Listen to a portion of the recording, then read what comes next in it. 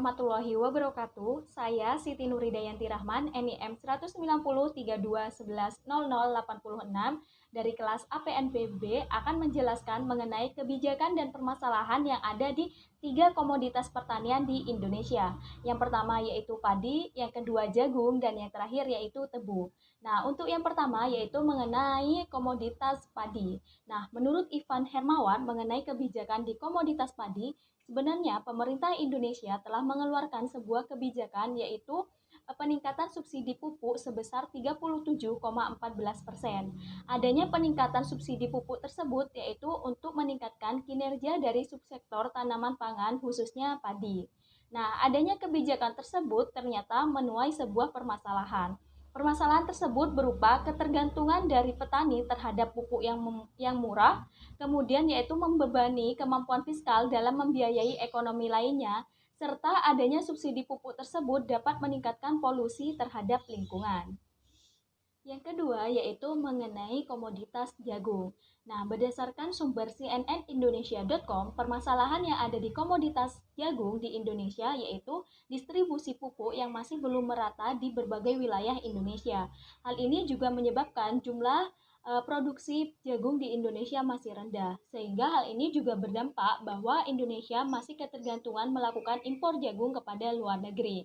Adanya permasalahan tersebut membuat pemerintah Indonesia mengeluarkan sebuah kebijakan. Menurut Susilo Utomo 2012, pemerintah Indonesia telah mengeluarkan sebuah kebijakan fiskal mengenai pajak impor. Adanya kebijakan tersebut diharapkan untuk bisa menekan laju impor jagung di Indonesia, sehingga dapat menguntungkan para petani jagung di Indonesia. Selanjutnya, yang terakhir yaitu mengenai permasalahan dan kebijakan dari komoditas tebu. Nah, untuk permasalahan yang ada di komoditas tebu ini adalah adanya peredaran dari pemasaran gula impor yang masuk secara bebas ke pasar konsumsi, sehingga menghambat pemasaran dari gula domestik yang dihasilkan oleh petani tebu di Indonesia.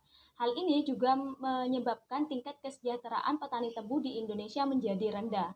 Dari permasalahan tersebut membuat pemerintah Indonesia mengeluarkan sebuah kebijakan. Menurut Joko Susilo, 2016 menjelaskan bahwa pemerintah Indonesia telah mengeluarkan sebuah kebijakan melalui SK Menperindak nomor 527 tahun 2004.